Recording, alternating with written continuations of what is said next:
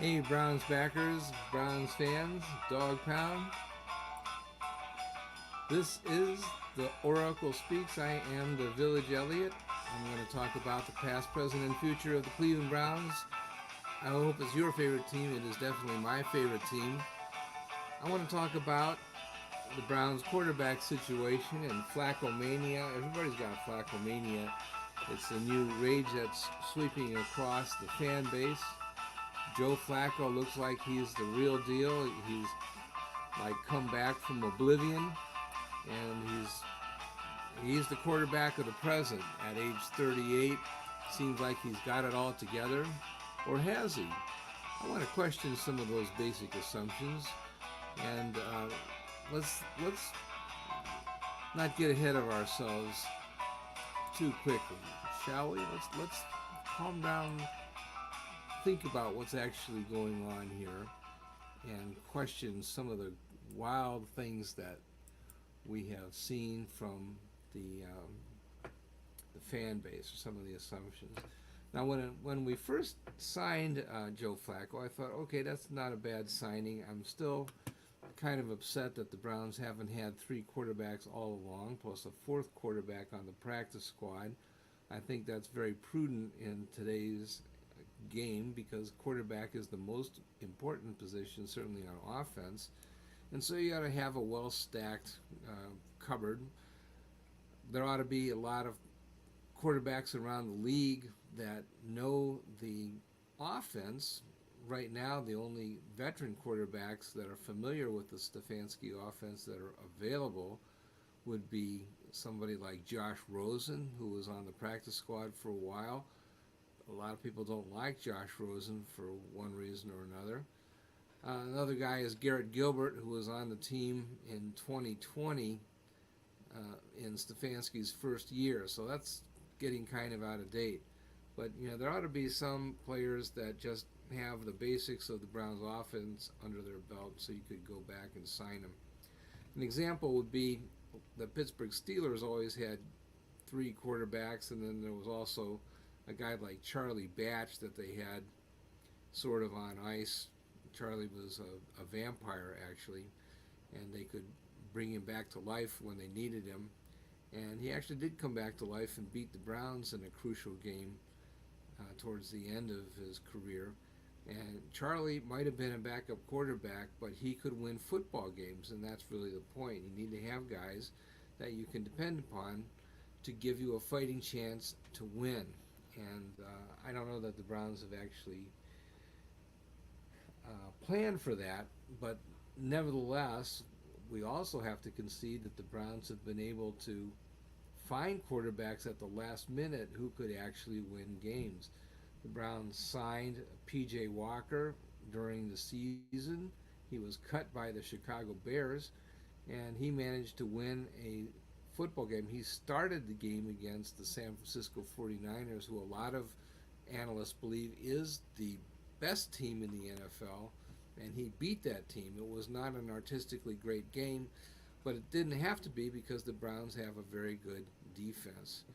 So PJ is not an artistically fantastic quarterback. He didn't sling the ball all over the ball yard, but he did manage, to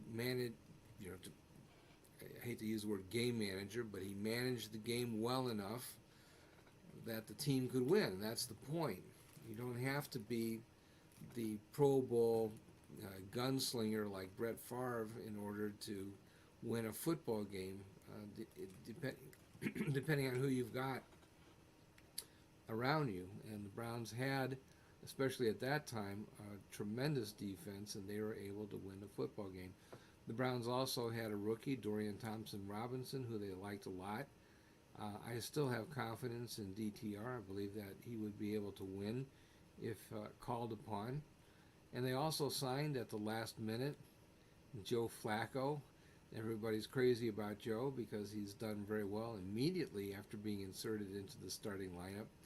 I did not think that Joe was going to be able to have success immediately. I thought it was kind of a far-fetched idea that the veteran would go in and be able to throw the ball 40 times a game and win. I didn't think that was going to happen, but it did. So that's a credit to Joe.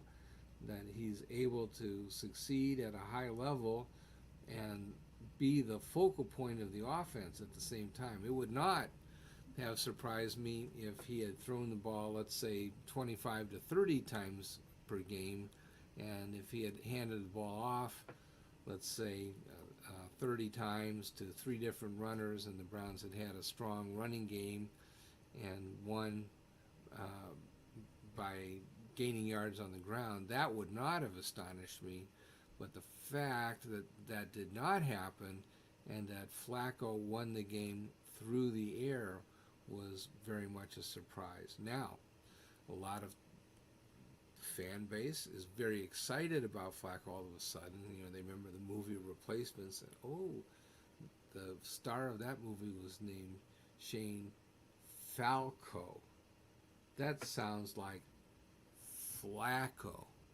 So maybe Joe Flacco will be just the guy that will win the championship like Falco did in the movies. And maybe that's true. Anybody that's in the playoffs, I believe, has some mathematical probability of winning the next game and the game after that until finally they have a chance to win it all in the Super Bowl. So I believe that everybody has a mathematical chance until they're eliminated. And definitely Flacco has a shot at this. The business about throwing 40 times a game is something that I'm still not quite comfortable with, and I'd like to discuss that with you further. Before I do, however, let's take a break for commercials. Johnny Cleveland's got some lined up. He's done a really great job of lining up sponsorship for us. That's what keeps the show moving. I hope that you'll listen to the ads and buy all the great products that they sell. So let's pause a few seconds for a commercial break. And that starts with 5.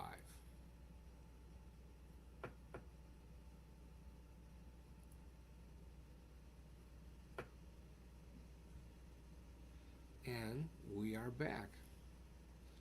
So let's talk about what the legend is and what the numbers actually show.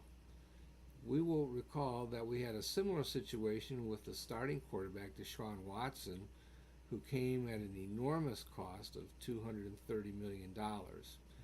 I'm not sure that I know what the cost of Joe Flacco is, but it's probably in the low millions of dollars. But people were disappointed in Deshaun Watson because he seemed to be rusty in 2022. In other words, he did not play at the same level that we were expecting.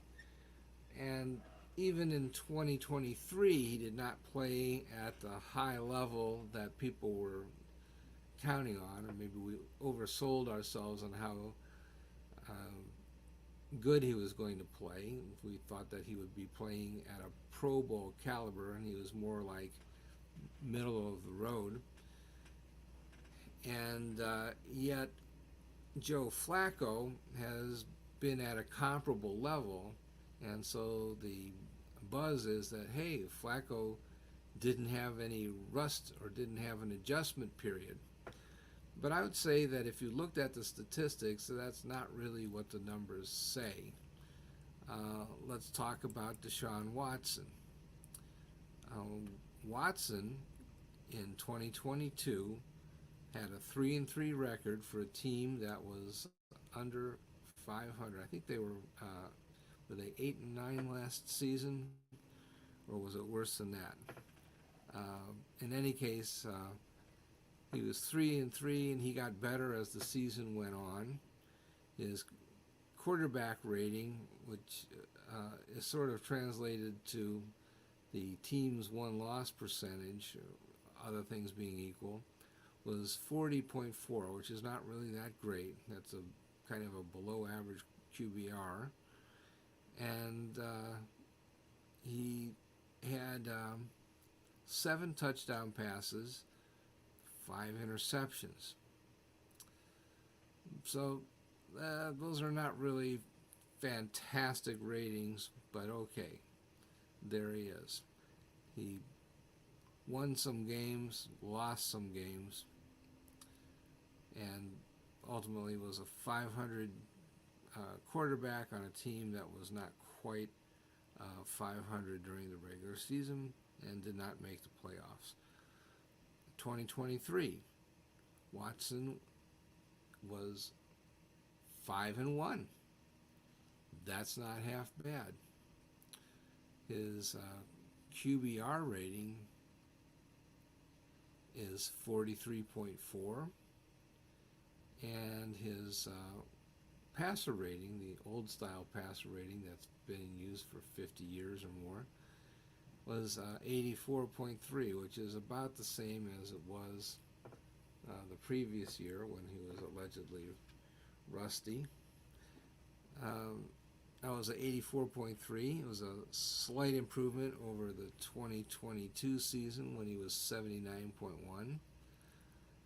And his QBR of 43.4 is a 3-point improvement over 2022. So he's better, but still one might say, well, we think he's rusty, or maybe he's not quite that good, or maybe he does not have the players around him that he had in Houston. I would tend to lean towards the last explanation as possibly having some merit. He was surrounded by Pro Bowl caliber running backs and wide receivers. He had talent all around him in Houston, and maybe the Browns are not quite as good, not quite as anxious to tip their hats about what to expect, as the season progresses. So anyway, Flacco, on the other hand, let's talk about his stats. The idea is that Flacco just burst onto the scene and started throwing the ball all over the ball yard, which is true to some extent. He had a lot of yards, and in fact, he's averaging 313 yards per game, so over 300 yards, which is really a pretty good number. But he's also turned the ball over. He's had 7 touchdown passes and 5 interceptions, which is a lot for 3 games. And those have been significant interceptions. The first time he threw an interception, that led to a score. That was, I think, a pick by John Johnson of the L.A. Rams, and that led to a score, so it got turned into points. This past week, he threw 2 pick sixes, and so that also led to points. And so he's been putting it up a lot, but he's also gotten burned a few times. And if he had short passes got intercepted, then the Browns' defense might have been able to contain that. But some of these deep balls, when they get intercepted, they result in big returns and ultimately opponent scores. But anyway, his QBR rating is actually lower than Deshaun Watson's. He's got a rating of 33.5, and that's for his QBR, and then his more traditional passer rating is 81.6, and let me look it up. 81.6 compares to Watson's 84.3. So, there's really not that much to choose from between Watson and Flacco. Let's also admit that there's some talk that, oh, well, we like Flacco better, we think he's better than Deshaun Watson, and so let's keep him as the starter next year. The answer to that is no. The Browns committed a lot of money to Deshaun Watson. He is the quarterback, and the only question is how they're going to be able to accommodate him for the next 4 years or so. I believe that they will actually decide to extend his contract in order to get their salary cap number down for the 2024 season. Remember, there is a discount. And they'll need to do that in order to have a season in 2024, because right now they're on the hook for like $64 million for Deshaun Watson by himself in 2024. And I don't believe that they can recover from that. I think that places too much strain on the salary cap. They have too many other players that they've made commitments to, and they just simply can't afford to have everybody. So they'll need to restructure some of those major contracts, and it's harder to do when you've got a veteran. Now, this past game against Chicago, uh, Flacco is being congratulated once again as a hero, and rightly so. But he threw 2 touchdown passes for Cleveland, and he also threw 2 touchdown passes for Chicago, 2 pick sixes. And so I don't know if it's really cut and dry that he's really that well. How shall I say this? The net impact of Flacco on this game is not really that much of a net positive, because there were significant problems that he created. It was all Browns. Either the Browns were scoring for Chicago or they were scoring for themselves. But it's a mixed bag. Yes, Flacco was performing very well. Yes, he's throwing for a lot of yards, but he also turned the ball over, and those turnovers resulted in scores. There was also, I believe it was against Jacksonville, there was a interception that led to a Jacksonville score. So the Browns' offense is generating points for the opposing team. It's not all sweetness and light when the Browns' offense is on the field. It's not just points being scored by Flacco for the offense. There's a downside to throwing the ball that many times, and the downside is that they're also turning the ball over and scoring points for the other team. With that in mind, it's not clear to me that Flacco is actually that much better than Dorian Thompson-Robinson. Now, Dorian Thompson-Robinson, of course, is a rookie. Rookies tend to do dumb things, and who's to say that Dorian Thompson-Robinson might not have reverted to some of his bad games. Nevertheless, the first game that DTR played was against Baltimore, when he did not prepare as the starter, but he was prepared to be the backup. But Watson was not able to go, and so there went DTR in with only a few hours to prepare to be the starter, and that just did not go well. That was the NFL debut for DTR, and he really got trashed by the Baltimore Ravens defense, which is still an excellent unit.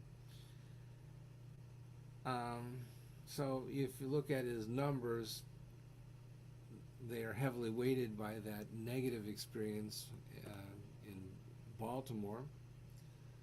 But I think that if he gets a chance to start one of the games down the stretch, he would probably do about the same as Joe Flacco. Now, he might not accumulate that many passing yards, but I don't know that they need that many yards. I think what they need to do is avoid turnovers. And if DTR can do that, the Browns have an excellent chance to win.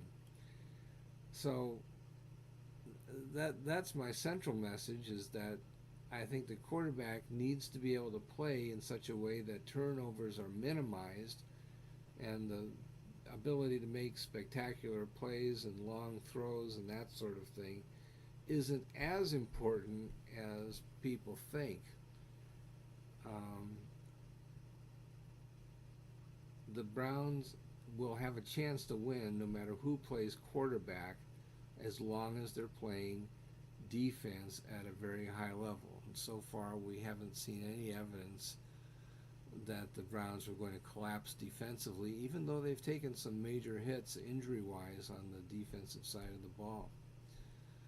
So there you have it. Everybody, rightfully so, is excited by what Joe Flacco has been able to do, but at the same time, there's a downside to Flacco as well. He's made turnovers that have been very damaging and resulted in the other team scoring either directly by pick six or indirectly with a short field after a turnover. So I think that we have to temper our enthusiasm for Flacco fever, and there might be an opportunity for DTR to still start.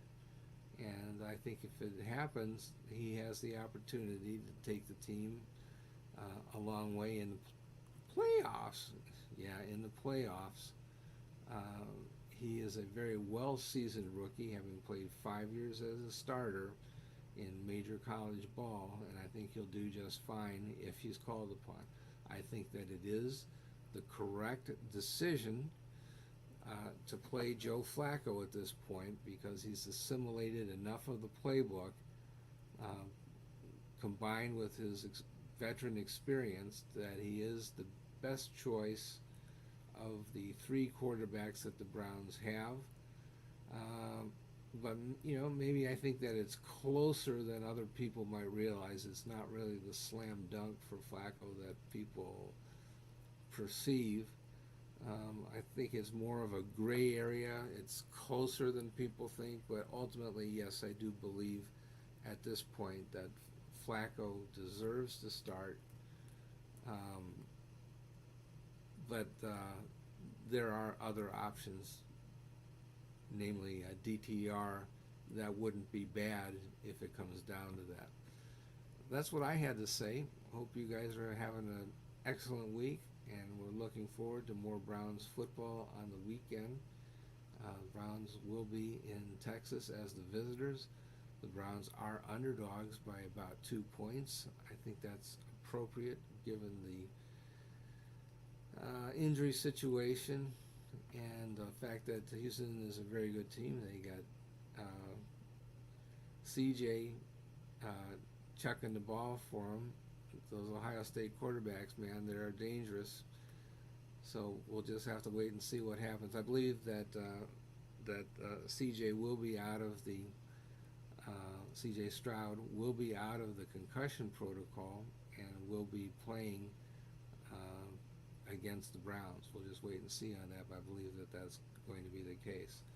So take care. We'll talk again real soon. God bless. Bye for now.